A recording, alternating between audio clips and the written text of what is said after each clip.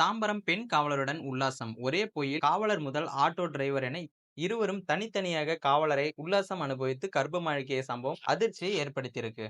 சென்னை தாம்பரம் ஆயுதப்படை பிரிவில் மதுரை மாவட்டத்தைச் சேர்ந்த 30 வயதான பெண் ஒருவர் போலீசாக பணியாற்றி வருகிறார். இவர் பாத்தீங்கன்னா தாம்பரம் அடுத்த சேலையூர் பாரத் நகர் பகுதியில் உள்ள பெண்கள் விடுதியில தங்கி பணியாற்றி வருகிறாங்க. இந்த நிலையில பெண் காவலரை காதல் வலையில் ஏமாற்றி திருமணம் செய்வதாக ஆசை வார்த்தை கூறி உல்லாசமாக இருந்த போலீஸ்கார் மற்றும் ஆட்டோ டிரைவர் இருவரையும் கைது செஞ்சிருக்காங்க. திருமணம் செய்வதாக பெண்ணை ஏமாற்றி அவர்களுடன் உல்லாசம் அனுபவித்துவிட்டு கடைசியில் கைவிட்டு விடுவது பல இடங்களில் நடக்கிறது.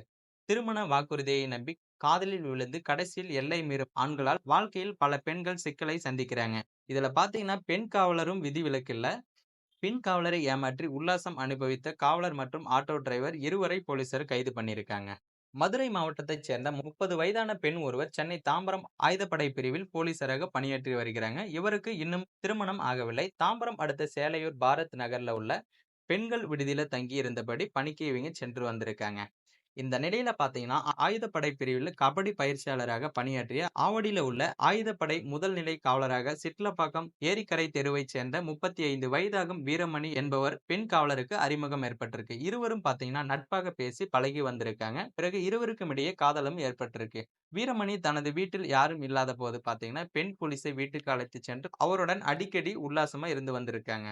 இதற்கிடையில பாத்தீங்கன்னா தன்னை திருமணம் செய்து கொள்ளும்படி பெண் போலீஸ் வற்புறுத்தியிருக்காங்க. ஆனால் காலம் கடத்தி வந்த வீரமணி தனது நண்பரான சிட்லப்பாக்கம் ராமகிருஷ்ணாபுரத்தைச் சேர்ந்த 30 வயதாகும் ஆட்டோ டிரைவர் சரத்குமார் என்பவரை பாத்தீங்கன்னா அந்த பெண் போலீஸுக்கு அறிமுகம் செய்து வச்சிருக்காங்க. அதன் பிறகு பாத்தீங்கன்னா அந்த பெண் போலீஸும் சரத்குமாரும் நெருங்கி பழக தொடங்கியிருக்காங்க. அதாவது அந்த போலீஸ்காரரை விட்டுட்டு அந்த பெண்மணி பாத்தீங்கன்னா ஆட்டோ டிரைவருடன் இப்ப பழக ஆரம்பிச்சிருக்காங்க. அதன்படி சரத்குமாரும் நெருங்கி பழகியிருக்காங்க. அவர் திருமணம் செய்து கொள்வதாக அந்த பெண் போலீசிடம் ஆசை வார்த்தையும் கூறியிருக்காங்க. தனது வீட்டுக்கு அழைத்து சென்று பாத்தீங்கன்னா அந்த ஆட்டோ டிரைவரான சரத்குமாரும் அந்த பெண் போலீசிடம் உல்லாசமா இருந்து வந்திருக்காங்க. இந்த நிலையில ஒரு கட்டத்துல அந்த பெண் போலீசார் கர்ப்பமாவும் அடைஞ்சிருக்காங்க.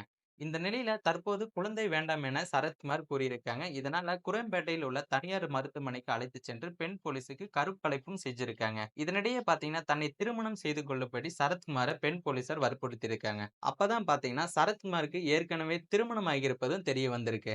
காவலர் வீரமணி அவரது நண்பர் ஆட்டோ டிரைவர் இருவருமே பாத்தீங்கன்னா அந்த பெண் போலீஸை திட்டமிட்டு திருமண ஆசை வார்த்தை கூறி அந்த போலீசாரிடம் உல்லாசமாக இருந்து ஏமாற்றியது தெரிய வந்திருக்கு. இதற்கிடையே பாத்தீங்கன்னா பெண் போலீசார் இது பற்றி தாம்பரம் மாநகர போலீஸ் கமிஷனரிடம் புகாரும் அளித்திருக்காங்க. இதையடுத்து விசாரித்து நடவடிக்கை எடுக்க சேலையூர் அனைத்து மகளிர் போலீசாருக்கு காவல் ஆணையர் உத்தரவிட்டிருக்காரு.